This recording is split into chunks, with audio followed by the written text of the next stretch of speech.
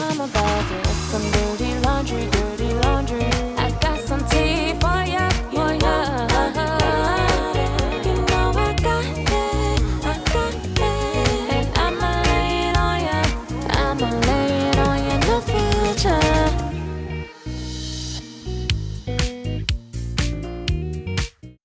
So my stories are funny, yes.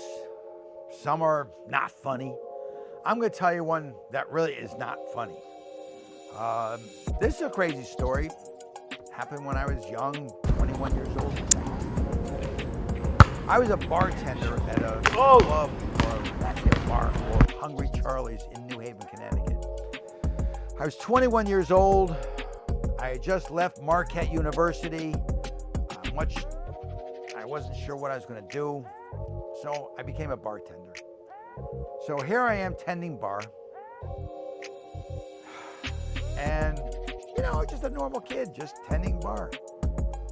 Well, I had a lot of friends, and some of these friends used to deal marijuana.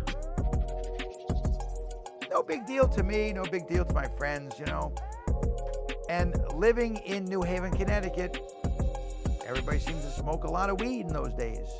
So we're sitting there one day, and a friend of mine calls me up and says, "Hey, Rick," he said, "I needed to get a pound of marijuana, a pound of weed." I said, "Okay, no problem." And I've got all these friends. So I called a friend of mine, Skip. And I called Skip up and said, "Hey, Skip," I said, "listen, a buddy of mine wants to get a pound of weed." He said, "Who's the guy?" I said, "Oh, he's my manager at the bar where I work." And he goes, "Well, how long you known him?" I said, "He's my boss." He goes, "Oh, he's your boss?" I said, "Yeah, he's the manager, he's my boss."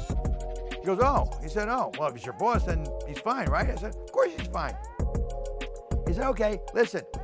He said, "You and I can go pick it up, find out where he wants to meet." And he said, "And I'll give you an ounce of weed for the deal." I said, "Okay, great."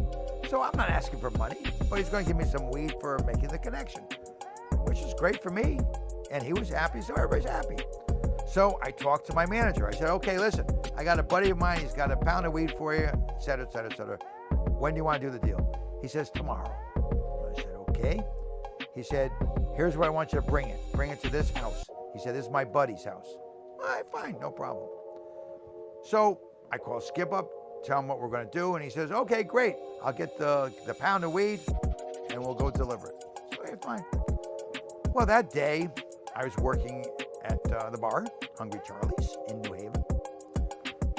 And I'm all set to go with my friend Skip. And all of a sudden, this hot brunette comes in the bar. And when I say hot, I mean, oh my God, smoking. I mean, I'm all over her. And she happened to be all over me. Next thing you know, I look at my manager and said, "Hey," I said, "I need the rest of the afternoon off." And he looks at me and goes, "Rick, come on, what about the weed deal tonight?" I said, "I'll have Skip deliver it." I said, he goes, "No, I'd like you to go. I want you to be there." I said, "Are you crazy?" I said, "I've got this gorgeous girl. Goodbye." And I walked out of the bar.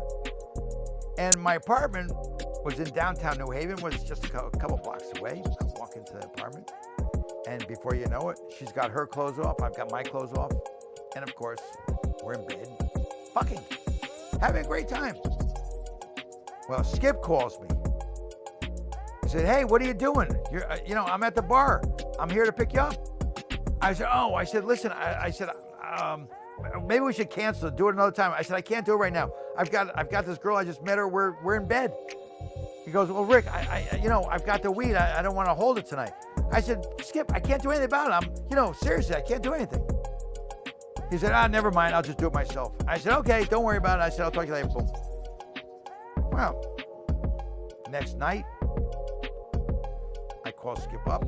I said, "Hey, you going to bring that weed that you're going to give me?" He goes, "You asshole, I got busted." I said, "What do you mean you got busted?" He said, "I went to deliver the weed. I knocked on the door. Cops all over the place. They busted me." I said, "You got to be kidding me." "Nope. They busted him for a pound of weed." So, what does this tell you? Being in the right place at the right time, being in the wrong place at the wrong time? Man, I'll tell you something. I've told all my friends, all the people who love me, all the people who hate me, I got the luckiest star that shines above me. And boy, am I thankful. One of the stories I had to tell